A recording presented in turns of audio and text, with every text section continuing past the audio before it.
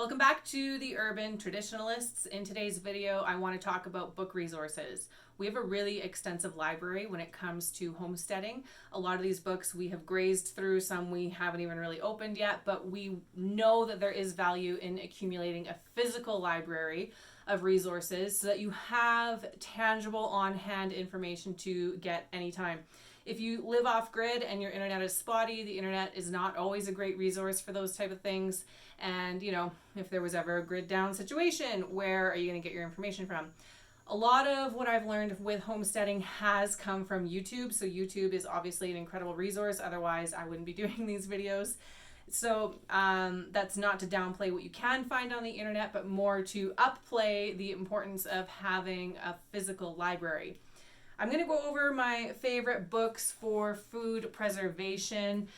These are books I go to all the time. Sometimes it is way easier to just grab a book off the shelf and quickly reference something like ratios in your canning, or heat for dehydrating, or timing of things. How long do I water bath that for?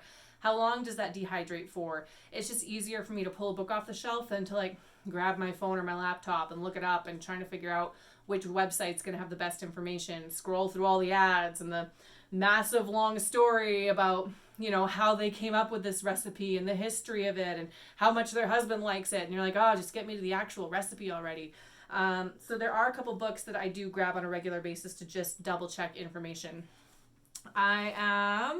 Which one should I start with here? This one. This one's my favorite.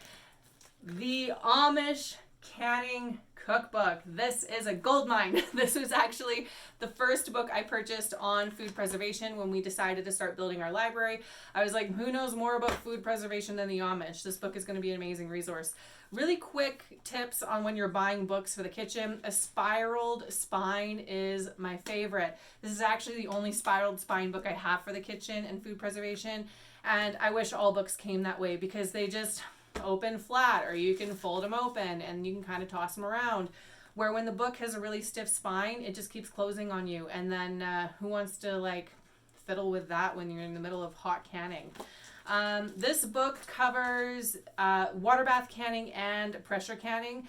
It really is set up like recipe wise, so when you look at it, the pages are very, very resourceful. Gives you a quick recipe, quick ratios, and then this one is a pressure canning guide, I do believe. Water bath, based on the other page. So it tells you pint versus quart, as well as processing time based on your elevation, which actually is really, really important when you're talking canning, pressure canning. If you are on sea level, you might water bath can it for 15. We're up in our elevation, it's more like 25 minutes, right? So what I've used this book for the most is like jams and jellies, relishes, that sort of thing. It's a massive, massive book when you think about it. It covers everything from jellies to pickling, tomatoes, fruits, and pie filling, vegetables, meat, poultry, fish, soups, stews, other things. Literally, it says other things. And I haven't used a lot of the pressure canning resources from this book because I actually have a pressure canning book we're going to go over. But this is like my water bath canning book for sure. There are a lot of recipes in here I do want to get to, but just haven't had the time. But the Amish Canning Cookbook and Spiraled Spine, love it. It's already becoming a little demolished. There's some nice little stains on that page. That to me is when you know it's a good cookbook, when it's covered in your handiwork. So this is my number one choice for your library. Next on the list, The Complete Guide to Pressure Canning. When we bought a pressure canner, I was pretty nervous. You know, I'd heard nothing but horror stories about them exploding and how difficult it was to pressure can. And having a resource on hand was like mandatory. So even though this book does cover some pressure canning, it's not my go-to resource. It's more like, here's some extra recipes in case you're interested. Where this is my go-to resource for pressure canning. And I would say if you have any interest in it at all, you have to have this book. It does not have a spiral spine. I wish it did, but that's okay. The thing I love about this book, and I maybe should have earmarked it, here we are, is it has processing charts, like really, really easy charts to just reference. This is like asparagus, green beans, carrots, corn, mushrooms, okra, peas, potatoes, peppers, sweet potatoes, spinach, or greens. So it gives you the approximate quantity you want to purchase, which to me is invaluable. I actually have more of like a mental list in my head of when I go to the farm. I'm like, okay, if I fill my bag roughly this full, that will fill my dehydrator, right? Where this will actually tell you like, you need to buy 16 pounds of carrots if you want 9 pints. And it's like 25 pounds for 7 quarts, right? So it actually tells you like, this is what you need to buy, because there's nothing worse than not having enough when you're in the middle of your canning session, right? And then it goes on to tell you the style of pack, if you can raw pack it or hot pack it. There is a difference in that. As an example, you can raw pack carrots. You should not raw pack potatoes. They should be hot packed. So this will give you that quick reference here as to how to go about it. It then goes on to give you your headspace, your canning salt, which is optional, but it does give you a guide for that. Processing time, so how long it needs to be pressure canned for, and your PSI dial gauge. This doesn't change a whole lot for your pressuring, your pressure dial gauge. That's mainly more based on your elevation, and once you have that down, you kind of know. But it does compare it for dial gauge versus weighted gauge, which is a thing. My pressure canner has both, which if you're going to buy a pressure canner, just buy one that has both. It's way easier, way safer. But it does break down dial versus weighted gauge. So this is incredible. And that's just the vegetable page. There's, we've got one for full tomatoes, and then there is one here for meat as well, which I love. And I'm not going to like bore you with trying to find it. I should have earmarked it. But with the meat page, it essentially breaks down everything from like chicken and beef, your standard household proteins, all the way down to like venison and buffalo and, things that you're going to be harvesting maybe yourself in the woods, like rabbit and fish. And so it really just tells you everything. I love this. I have referenced this so many times for those specific pages. I would actually buy a book that was literally just charts being like, here's your vegetable, here's how much you need to buy, here's what you process it for. This book is quite thick because there's a lot of recipes in here. And a lot of people, they look at my shelf and they're like, hey, your shelf's amazing. What do you cook with that? Like, what do you do with, a jar of potatoes? I don't know. And my answer to that is, I don't know. What do you do with potatoes when you buy them at the grocery store? Because you're probably going to do the same thing with pressure canned potatoes. Like, it's going to be the same thing.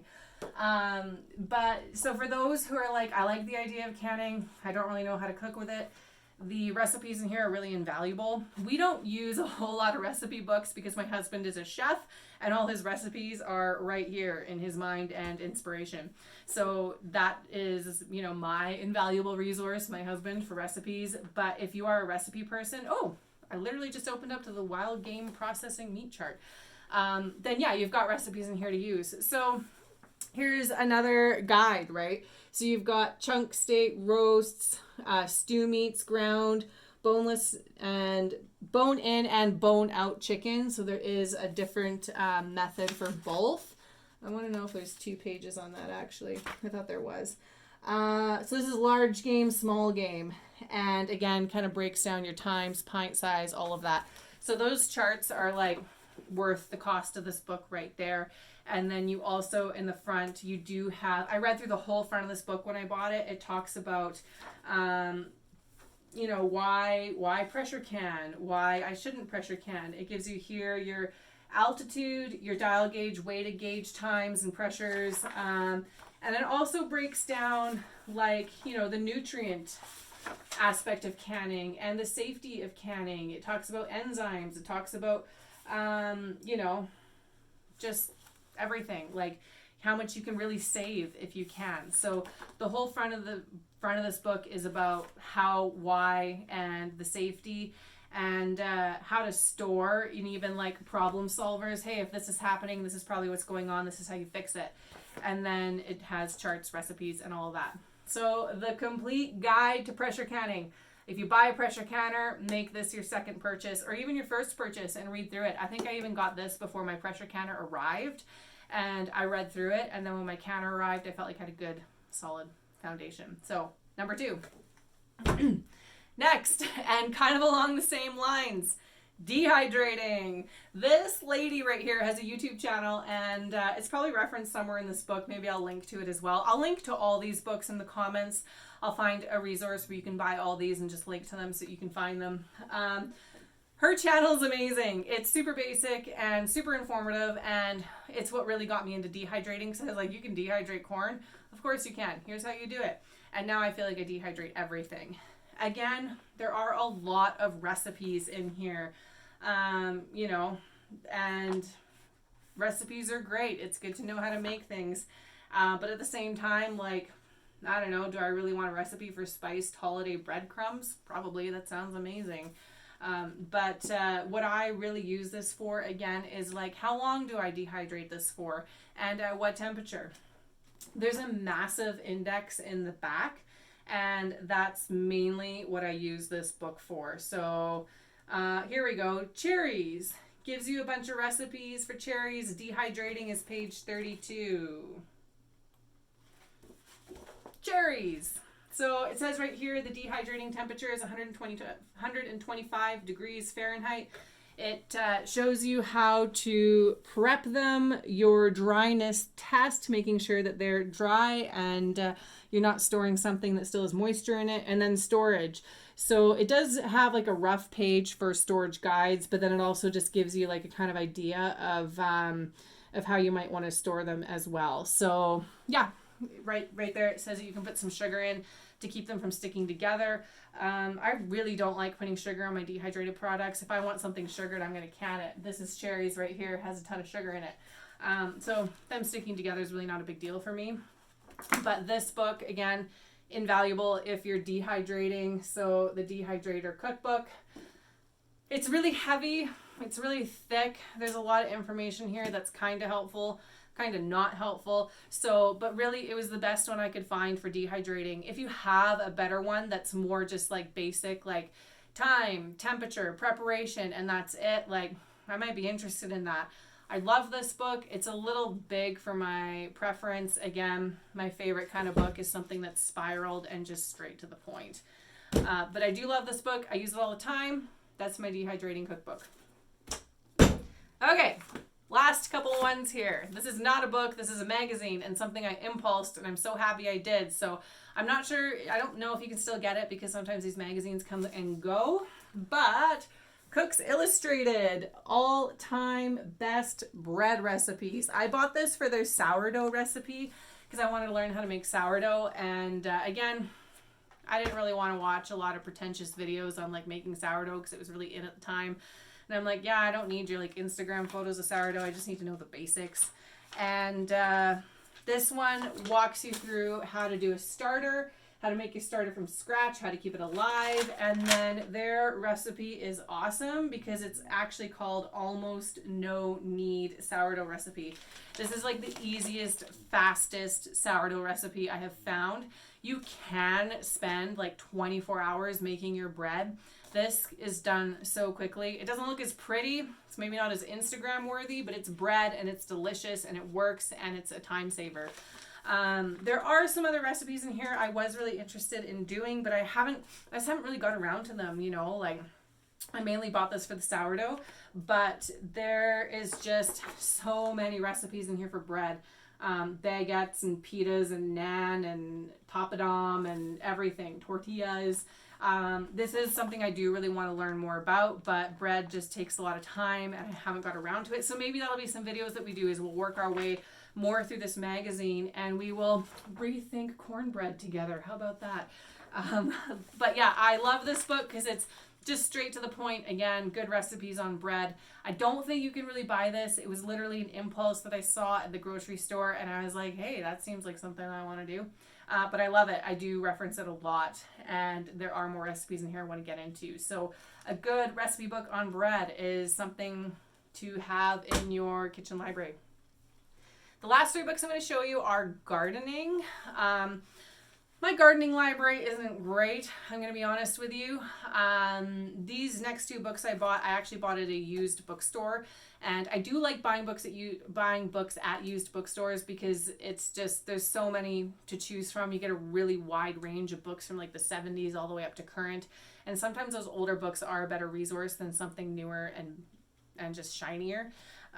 So I didn't have a ton to choose from at the bookstore I went to. These two I like the look of. They were simple and basic, and so they're kind of becoming my references for gardening. I have two. I'll show you them one at a time. One here is by Lone Pine, the Canadian Edible Garden. When you buy gardening books, make sure you're buying them for your region, because what you can grow is going to be different than what your neighboring state or province can grow. So make sure you are buying gardening books specific to your region. The guy at the bookstore who, you know, has probably owned that bookstore for 30 years and he practically lives there, right? He said that Lone Pine is a really excellent producer, and a lot of their books are just really, really good.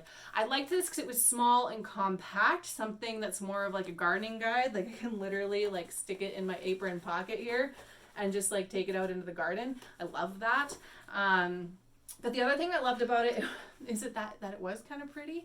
Like this is their section on eggplants right here. The other thing I liked about it is that, again, it was just super basic and straight to the point. I have already referenced this for a few things. I'm going the wrong way here. What do I want to show you? It's going to show you the garlic. Can't I find garlic? Anyway, doesn't matter. Let's just look up something else. Carrots. So it talks about kind of the soil you need to use, the growing, starting them, and then it also talks about harvesting and then some of the pests and problems that might come up that you need to be aware of. And then that's it. Like that's as much as it talks about carrots. Like that it goes on to something else. Let's just look up another one to compare here. Onions. So again, starting, growing, harvesting, tips, recommended, pests, problems. That's it. Moves on to oregano. And I like that. I like to just know, like, you know, is my soil good enough? What do I need to do?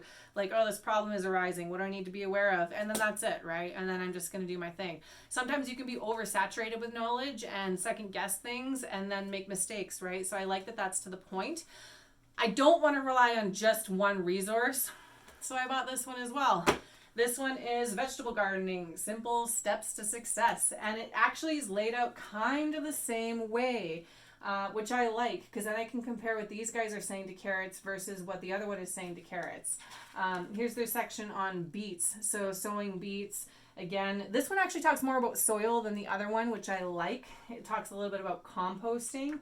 And then, just tips, tricks, what have you. So just really quick references for the garden. Gardening can be like so daunting, and I'm still a little daunted by it, and I don't want my resources to add to that like overwhelm. So these are the two I'm using right now for gardening. I like them. If you have other recommendations, then I'm open to it. I'm just now kind of sourcing gardening books and keeping it simple, and so that's my kind of go-to for gardening. The last one, the very last one. This is like the first book I bought on gardening, and it's a really great book, but the overwhelm is real. And this is like level 10 gardening. But this one's called The Complete Guide to Saving Seeds, which I am really interested in. I do actually have somewhere, I feel like it's up at the top there. I'm not going to find it right now, but I have some cherry seeds that I saved from a friend's tree, and her tree is like 80 years old. It's like a complete heritage tree from this area. And I saved seeds from that, and I'm going to be planting them in the fall, because you're supposed to plant cherry seeds in the fall. They kind of germinate over the winter. And I'm going to see what happens. And I learned how to do that from this book.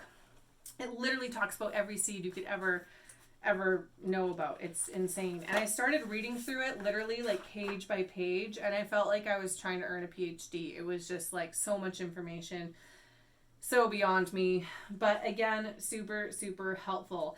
And I think some of these books, you just have to you just go to them when you need them. You don't have to be an expert in them. And that's why I like to have resources on hand, because I'm dehydrating peaches. How do I do that again? What's the time? I don't know. Let me check. Oh, Okay, there it is. Keep going, right? Books are meant to aid you. They're not meant to like make you an expert, right? You can't be an expert in everything.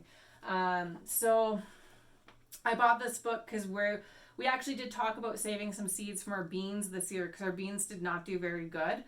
They grew really slowly, which maybe those aren't great seeds to save, but we just had a really brutal summer weather-wise.